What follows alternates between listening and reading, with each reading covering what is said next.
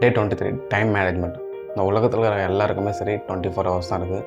அதை எப்படி நம்ம யூஸ் பண்ணுறோமோ அதை பொறுத்து தான் நம்ம லைஃபை டிசைட் ஆகும். இது யாருக்குமே அதிகமாகவும் இல்லை, யாருக்குமே கம்மியாகவும் இல்லை. 24 ஹவர்ஸ்னால் 24 ஹவர்ஸ் தான் எல்லாருக்குமே ஃபிக்ஸ் ஆகிருக்கு. எலான் மஸ்க் ஆகட்டும், அதானி ஆகட்டும், அம்பானி ஆகட்டும், எல்லாருக்குமே சரி 24 ஹவர்ஸ் தான். அதை எப்படி அவங்களுக்கு யூஸ்ஃபுல்லாக யூஸ் பண்ணாங்களோ அதை பொறுத்து அவங்க லைஃப் இப்போ இருக்குது. ஸோ அந்த மாதிரி தான் நம்ம எல்லாருக்குமே இருக்கிற 24 ஹவர்ஸை நம்ம எப்படி மேனேஜ் பண்ணுறது, ஸோ அதை எப்படி அலோகேட் பண்ணி நம்ம ஒரு விஷயத்தை பண்ணுறோன்னு சொல்லிட்டு டிசைட் பண்ணி பண்ணுங்கள். எந்த விஷயம் பண்ணுறதா இருந்தாலும் டைமிங் ரொம்ப ரொம்ப முக்கியம். ஸோ ஸ்டாக் மார்க்கெட்டில் இன்வெஸ்ட் பண்ணாலும் சரி, ட்ரேடிங் பண்ணாலும் சரி, நம்ம இயர்லியாக அதை பற்றி லேர்ன் பண்ணால் தான் ஒரு ஃப்யூச்சரில் ஒரு நல்ல இன்வெஸ்டராகவும் ஒரு நல்ல ட்ரேடராகவும் வர முடியும்.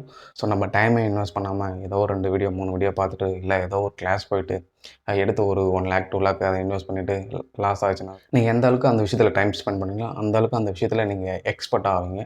ஸோ முடிஞ்ச அளவுக்கு உங்களுக்கு பிடிச்ச விஷயத்த சூஸ் பண்ணுங்கள். அதில் எவ்வளோ டைம் ஸ்பெண்ட் பண்ண முடியுமோ அவ்வளோ டைம் ஸ்பெண்ட் பண்ணுங்கள்.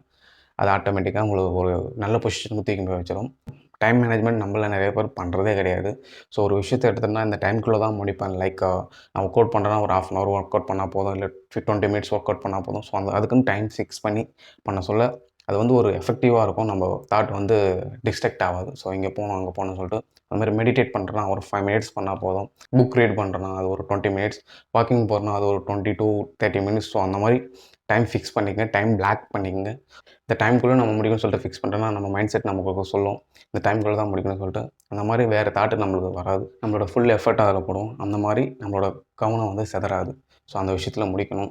அதனால் டைம் பிளாக் ரொம்ப ரொம்ப முக்கியம். எந்த ஒரு விஷயமா இருந்தாலும் நான் ப்ரீவியஸ் வீடியோவில் ஒன்று சொல்லியிருப்பேன். நிறைய விஷயத்தை எடுத்து நம்ம பண்ணுறத விட அட்லீஸ்ட் 2, 3 விஷயம் போதும். அதை அன்றைக்கி முடிச்சா போதும்னு சொல்லிட்டு திங்க் பண்ணுங்கள். அதை ஃபுல்ஃபில்லாக முடிங்க.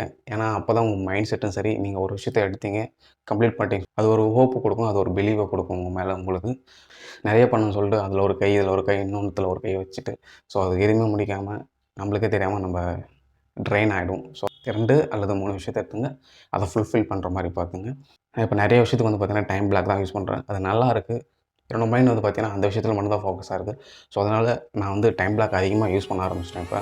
ஸோ நீங்களும் ட்ரை பண்ணுங்கள், உங்கள் லைஃப்பை சேஞ்ச் பண்ணுங்கள். ஸோ நெக்ஸ்ட் வீடியோவில் பார்க்குறோம். உங்களே ஒரு